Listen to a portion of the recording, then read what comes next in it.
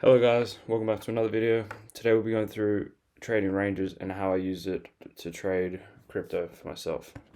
So we'll get straight into it. So we'll go down to a lower time frame and the weekly time frame. So to establish a range, it's pretty much move low, so the low of a move to a high of a move.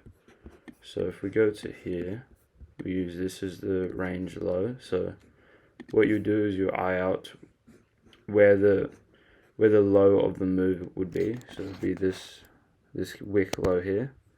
Draw a straight line out, and then to the high of the move. So the high of the move would have been this swing high. Because it swang high, then went down, then went above the high. So that was that. This would be classified as our range. So you can use the range to like look for deviations of the range, so you know like where's a good place to be buying, where's a good place to be selling, where you might find support or resistance. So using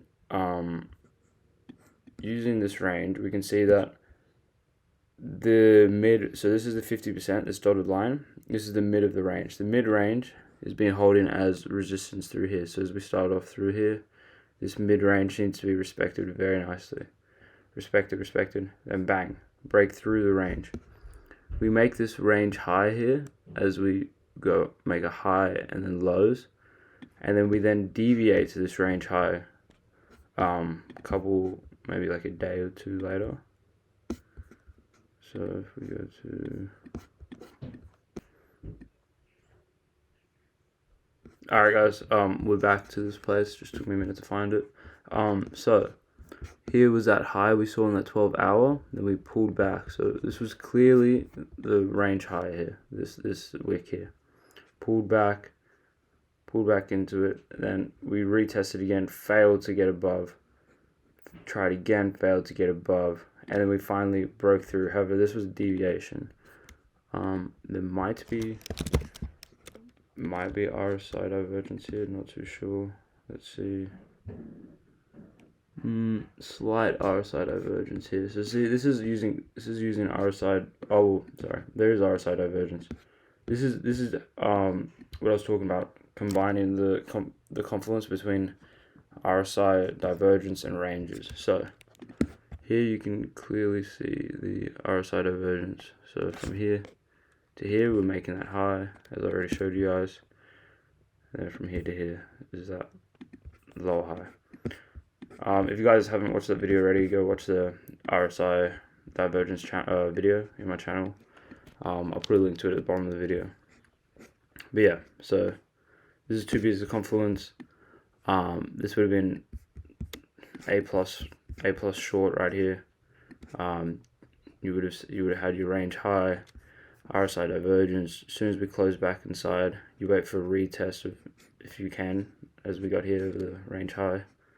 Stop at, so you'll be doing range high, retest around there, stop at the high, and then you'll be targeting.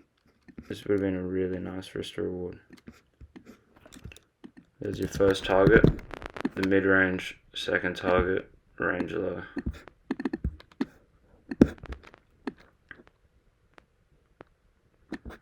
Don't know if second target would have been hit. Yeah, see, second target would have been hit eventually. But yeah, see, that's, what's that? 3.6 and then a 7 ratio. So, for example, if you're risking $100, you would have gotten $369 here, $770 here for one risk. So, 3.6 risk to reward. Would have gotten, if you're risking $100, $360. If you're risking $1,000, $3,600, and here would have been $7,700. So yeah, that's example of one range here, one range play. But this happens on a lot of different time frames. So if you go to, we'll go to the weekly time frame on Bitcoin. So this will be high time frame, and this again.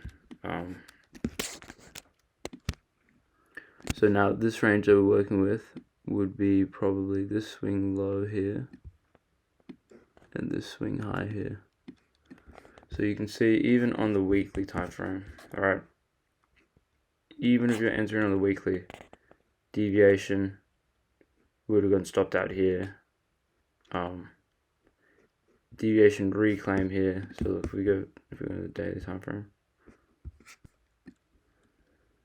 Alright guys, we're back. So you can see how even this range low here. Alright, so this was the weekly time frame. This range low here, retested. This time, if you entered here, you would have gone stopped because you would have entered here, targeted probably mid-level, bottom, bang. Then you would have gone again. This deviation of the range, then target mid-level, top of the range. So you can see how much this is respected. Just this wick here and that wick there, and that's just clearly. So these two set out the range for the rest of the period until we break out. So this high, this low. Anytime we're below here, great time to be buying. Anytime above here, great time to be selling. Until we got that clear breakthrough, and then you just enter the range low, target mid-level, target high. Enter at the range high for a short, target mid-level, target low. And then you can use RSI. So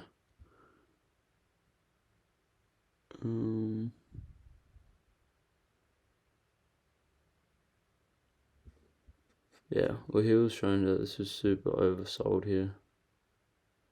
So even without divergence, this is telling you it's super oversold, and you can see it's above the range. That could be just a good time to buy.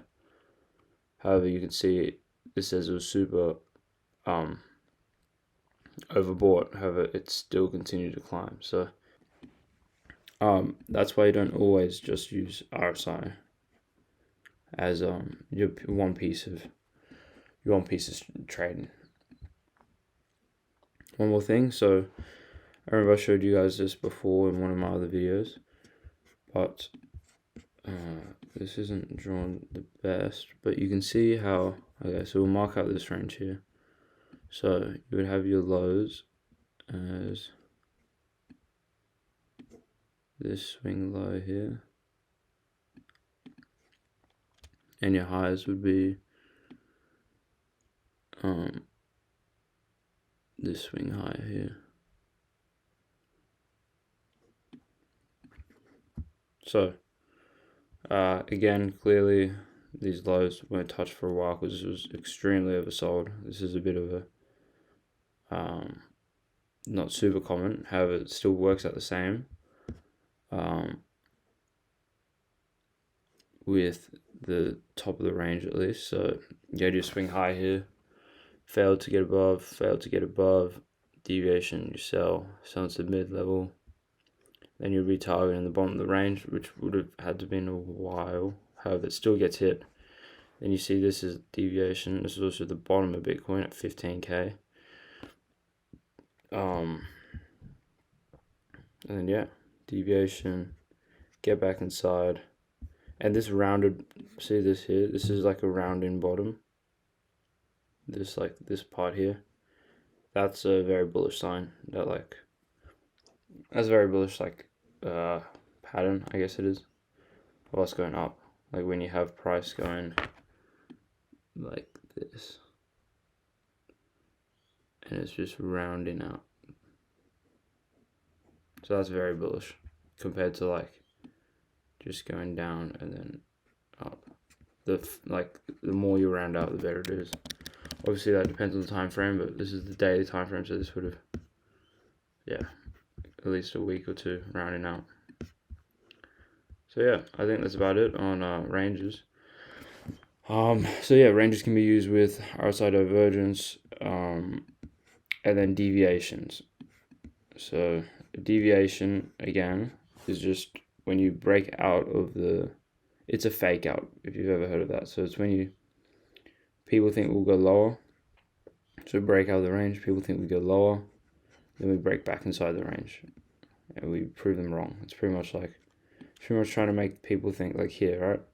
People thinking, oh, we broke out 24K, okay, we're gonna go to 30K. Oh, we broke out 24K, okay, we're gonna go to 30K. Oh, and then those people get trapped up here, and then they get dumped on, and then, yeah, and we dropped. So yeah, that's about it. I'll be doing another video on SFPs next, showing you how to trade them. That works very similar with the deviations, and it's very good for range trading and all that. So yeah, cool. If you guys have any comments or questions, just leave them in the comment section, and I'll put a link to that RSI divergence video so you guys can watch that. Sweet. Have a good one.